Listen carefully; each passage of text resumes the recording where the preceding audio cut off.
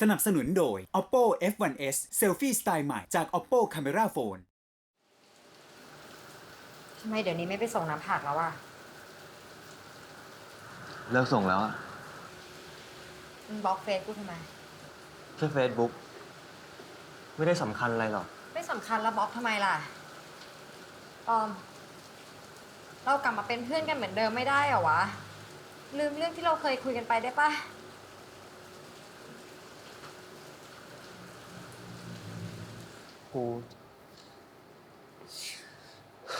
กูถามมึงจริงนะเว้ย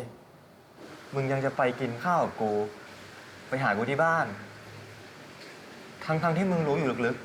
ๆว่าคนที่ไปกับมึงเขาแอบชอบมึงเหรอวะ แล้วจะให้กูทำไงวะ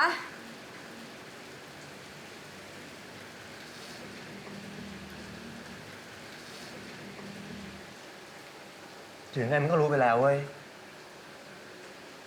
มึงรู้ไหมกูคิดมาตลอด ว่าชีวิตเนี้ย ถ้ากูจะไม่มีแฟน กูจะไม่ได้แต่งงานอ่ะ กูก็ยังมีมึงเป็นเพื่อนตลอดอ่ะ กูคิดผิดไปใช่ปะ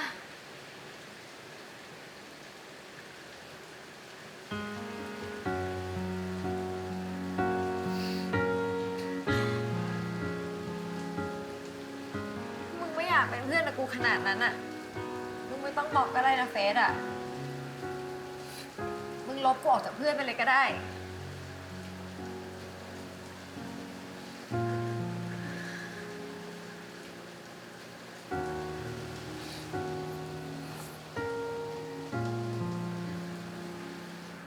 ต่อไปนี้กูคงไม่ไปหลบฝนที่บ้านมึงอีกแล้วล่ะ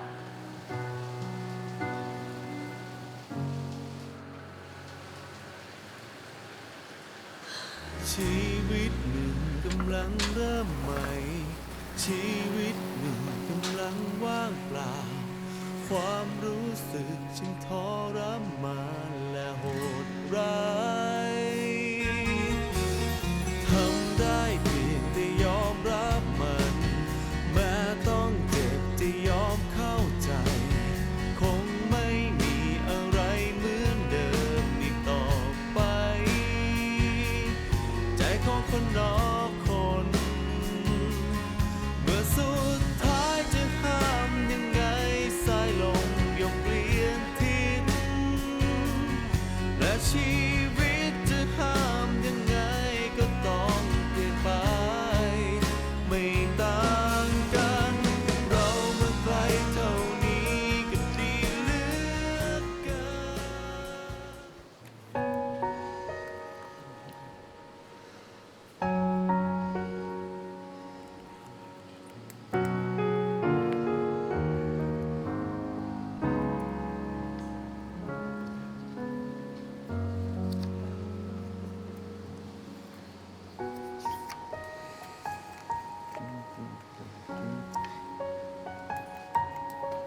โอ้หมอไม่รับน้ำผักเป็นอาทิตย์เลยว่ะ สงสัยจะไปต่างประเทศ ไปญี่ปุ่นอะพี่ แจงก็ไปพี่ ทำไม คิดมากที่เขาไปด้วยกันเหรอ ไม่รู้เหมือนกันหรอกพี่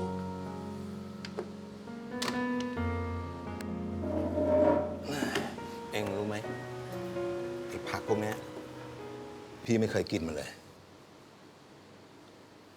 แล้วทำไมพี่มาเปิดร้านเนี่ยครับ มีผู้หญิงคนหนึ่งเคยบอกพี่ว่าไอ้ผักพวกเนี้ยมันก็เหมือนกับความรักอะมันมอบความรัก ผ่านคุณค่าสารอาหาร แต่ตัวมันเองอะไม่เคยได้อะไรกลับมาเลยในเมื่อเองตั้งใจที่จะให้ความรักเข้าไปอะแล้วทำไมต้องหวังที่จะได้มันกลับคืนมาด้วยวะ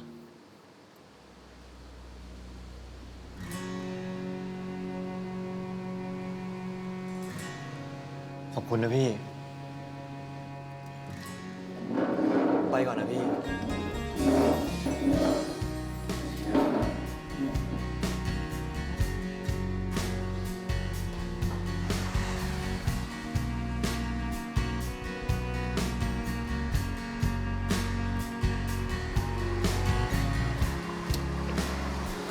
พี่แจงไปไหนอะพี่ เฮ้ยมึง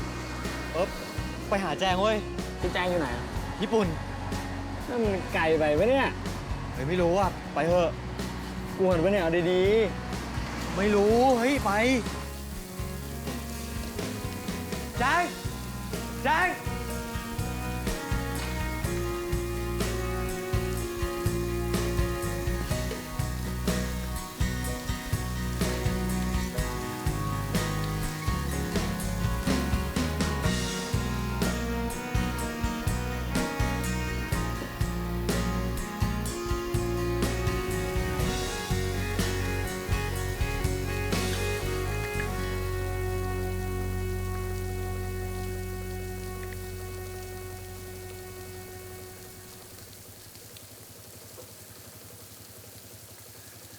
เฮ้ย น้องไปอาร์ได้14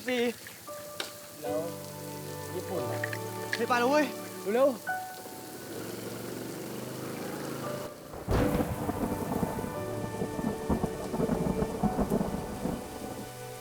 ที่เป็นโรคอะไรเลยชอบตากฝนไหมฮะ ส่งถึงที่แล้วผมไปแล้วนะ แจงไปคุยกับปอมเขาเถอะครับ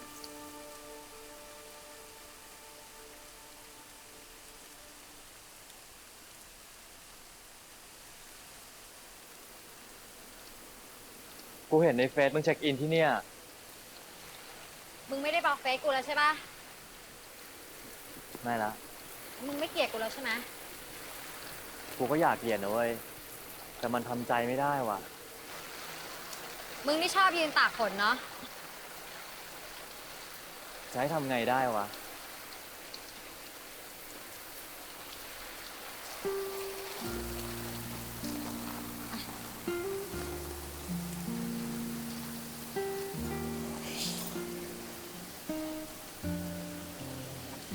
ความจริงอ่ะ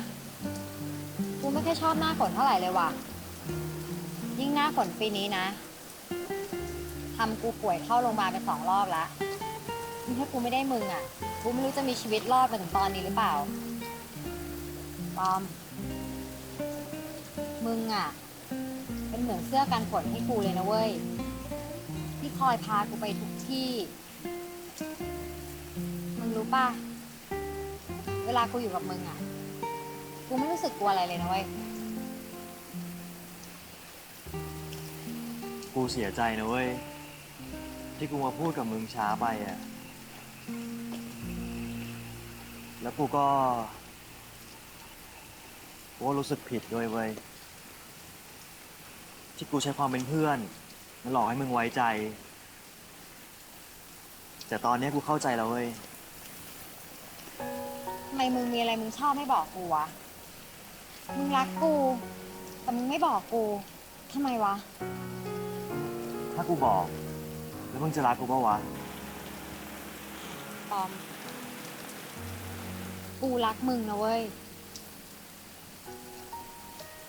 แต่มันไม่ใช่ความรักในแบบที่มึงอยากให้กูรักอะ เนี่ยคำตอบที่กูกลัวมาตลอด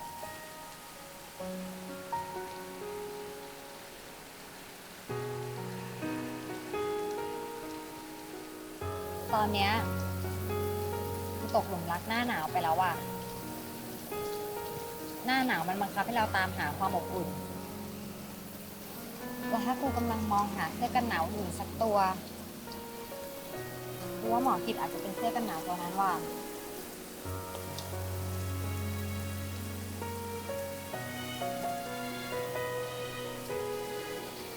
ถ้ามึงไม่อยากให้กูไปกับหมอกิจอะมึงไม่ไปก็ได้นะ เฮ้ยไปเถอะที่กูมาเนี่ย กูไม่ได้จะมาห้ามมึงนะเว้ย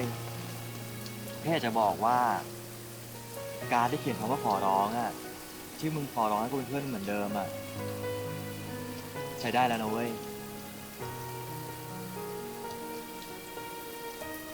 แต่กูขอมึงแค่อย่างเดียว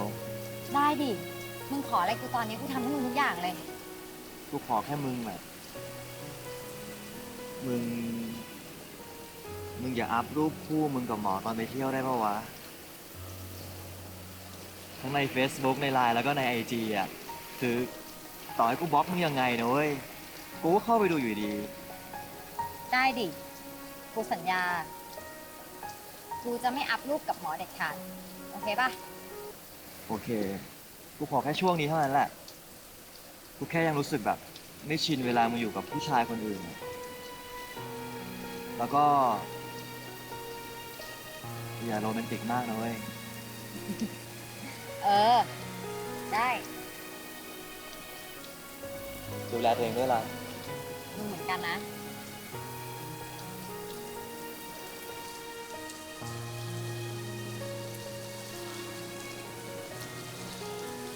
ได้เวลาไปกันแล้วล่ะจัง เจอกันนะเว้ย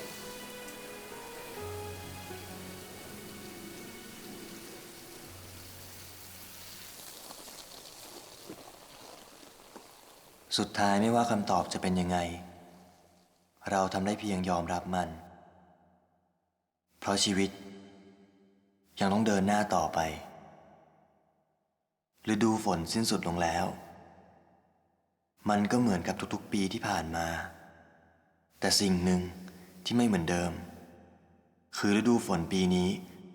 ผมได้พูดเรื่องราวที่เก็บในใจมาตลอด อย่างน้อยๆฤดูฝนปีหน้า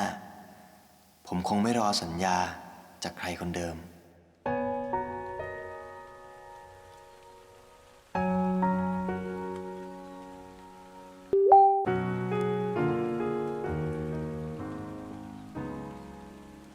อะไรวะ ก็บอกแล้วอย่าขึ้นรูปคู่กับหมอกิจ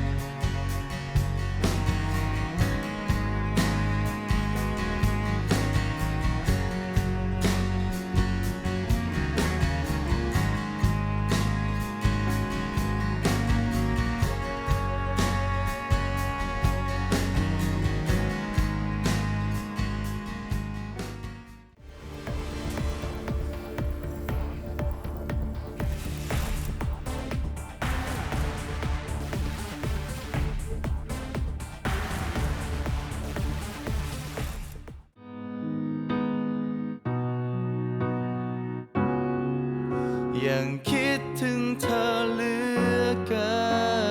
นได้ยินไหมเธอยังอยู่ในหัวใจของฉันคมตานอนทุกคืนยังฝันยังเห็นว่าเรารักกันเธออยู่ที่ไหนคิดถึงเธอชาตินี้ไม่มีสิทธิ์เจอจบแล้วก็เข้าใจ แต่จะให้ทำยังไง เมื่อในหัวใจยังจดจำ